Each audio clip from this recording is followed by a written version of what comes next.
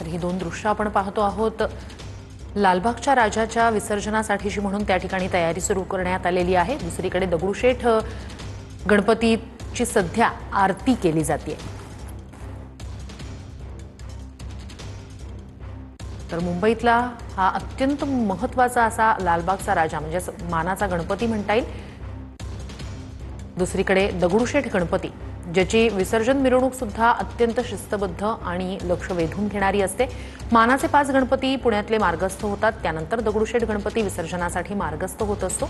दोन्ही गणपतींचं एक विशेष सांगायचं म्हणजे दोन्ही मूर्ती ज्या आहेत म्हणजे इथे लालबागच्या राजाची मूर्ती ही वर्षानुवर्ष तीच आहे जी आधी घडवण्यात आली, तीच त्याच पद्धतीने त्याच साच्यात त्याच प्रकारे लालबागच्या राजाची मूर्ती ही आपण गेली कित्येक वर्ष पाहतोय। दुसरीकडे दगडूशेठ गणपतीची मूर्ती सुद्धा ही आपण दरवर्षी जशी पाहतो तीच असते, त्यात कोणताही बदल होत नसतो।